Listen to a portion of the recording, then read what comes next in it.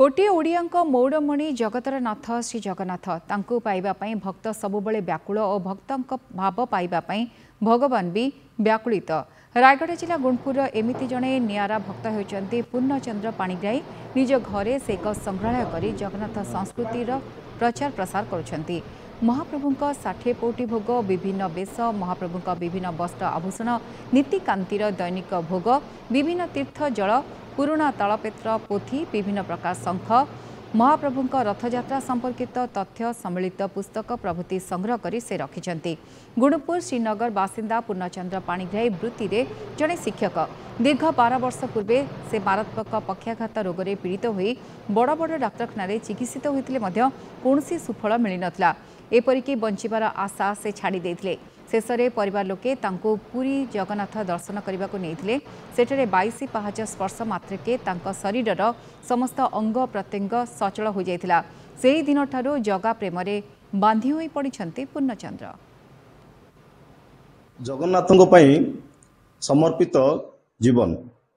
तो आमे कहीं एभली कहूँ जड़े गुणपुर अंचल एभली जड़े शिक्षक रही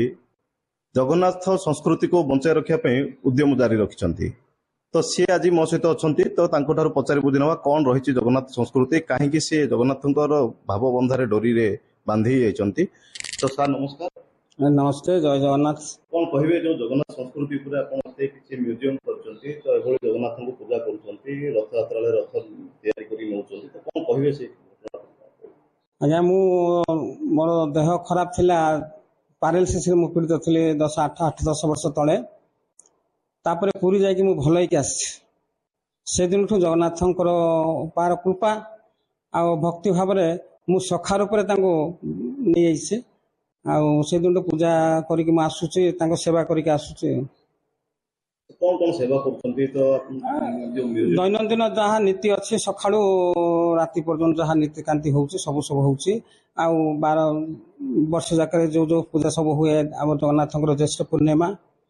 आम रथ यात्रा ये सब पालन कर। रथयात्रा आम जमी पहुंडी हुए रथ नहीं कि गुणपुर बड़दाण्ड को नौ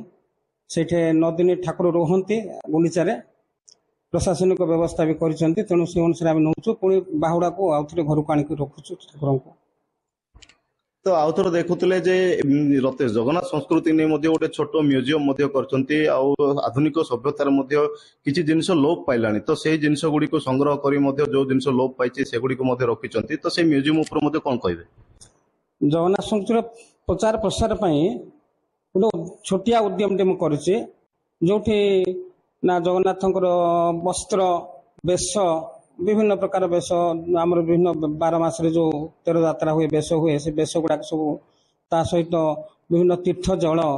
जो ठाकुर पूजा काम लगे आउ 115 राजभोगर सब फोटो ये सब रखाई जी आसे भक्त मैंने आसती जो मैंने आसती से मैंने देखती खुशी भी हुआ। तो आधुनिक सभ्यता जो जिनस लोप पाइलानी विभिन्न प्रकार जिनस इतिहास जोटा कि आज आपण म्यूजियम रखछन्ती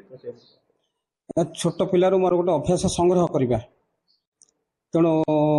से दिन किसी मुद्रा भी संग्रह करी परवर्ती समय बढ़ी बढ़ी गलानी ताको मु डिस्प्ले कर रखीचे सहित पुराणा केरोसिन बत्ती आउ विभिन्न तालपत्र ता सहित रेडियो पुराणा जंतुटा इलेक्ट्रिक अच्छी रेडियो टीवी आउ ग्रामफोन इत्यादि विभिन्न जिनस रखाई आदिवासी संस्कृति को बजाय रखापी जोटा कि बर्तमान लोप पाइलानी आउ सब मिलेनि से गुड़ाक से इतिहास हो गलानी से आदिवासी मानकर आमर रायगड़ा डंगरिया एवं सौरा लांजिया सौरा एम सब विभिन्न अलंकार सब रखाई लोक देखुं खुशी होती निजक भल लगे जेहेतु शबर जाति जगन्नाथंकर अति प्रिय से माने।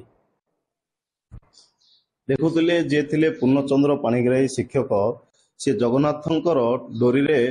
बांधी होई पड़िचंती तो आज से निश्चित रूपे अन्य भक्तों उदाहरण साजिंट। रायगड़ा जिला गुणपुर